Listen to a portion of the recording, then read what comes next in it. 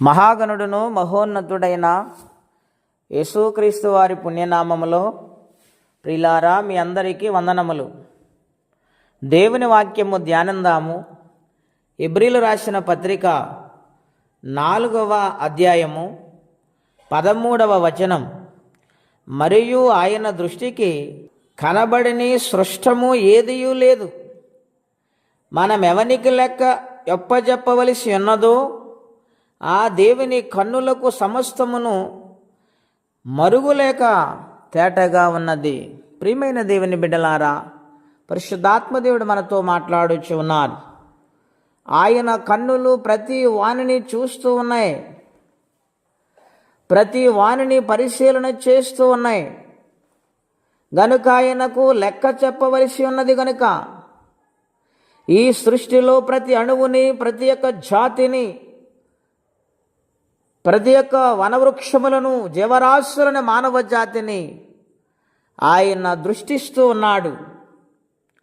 గనుక అంతటి మహాదేవుడు, ప్రతి ఒక్కరిని చూచుచున్న దేవుడైన ఆయన మనలను కూడా చూస్తూ ఉన్నాడు.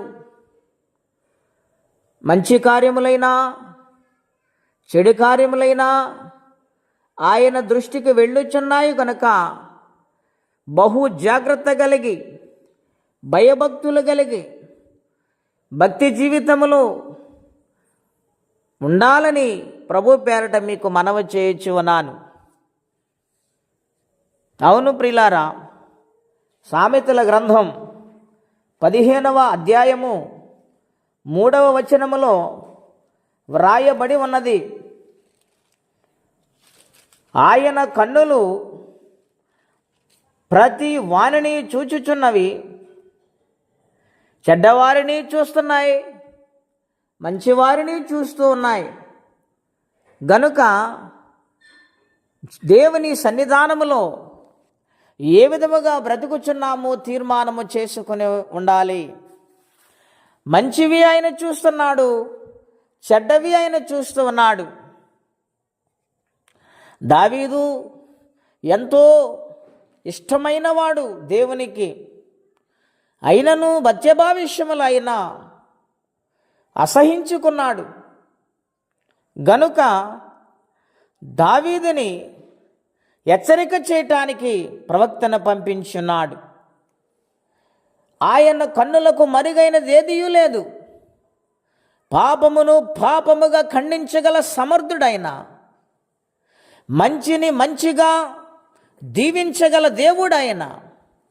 గనుక ఆయన సన్నిధానములో సంపూర్ణ విధేయులై భయపడుతూ ఆయన సన్నిధిలో జీవించాలని, ఆయన రాజ్యమునకు వారసులుగా మారాలని, ఈ పాపిష్టి లోకము నుండి, ఈ పాపపు పరిస్థితుల నుండి తప్పుకుంటూ దేవుని భయము చేత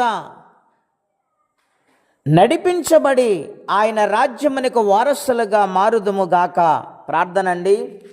అత్యంత కృప కలిగిన దేవా, మహోన్నతమైన మీ నామము కొరకై వందనములు. మీ మహాకృప చేత మమ్మలను కాపాడుతూ వస్తూ ఉన్నావు. యోబు గ్రంథములో వ్రాయబడినట్లుగా ఆయన దృష్టి నరుల మార్గముల మీద నుంచబడి ఉన్నది, ఆయన వారి నడకలను కనిపెట్టుచున్నాడు. నీవు చూస్తున్నావు నాయన. మా పాపములు క్షమించుము, మా అవిధేయతను కడిగివేయుము. నీ కొరకు నమ్మకంగా బ్రతుకు జీవితం అందరికీ దయచేయమని, ఎవరే కష్టములో, బాధలు, ఇబ్బందుల్లో ఉన్నారో వారికి నీ సహాయము పంపించమని యేసుక్రీస్తు వారి పుణ్యనామములో ప్రార్థించి స్తుతించి వేడుచున్నాము తండ్రి. ఆమేన్. దేవుడు దీవించునుగాక. ఆమేన్.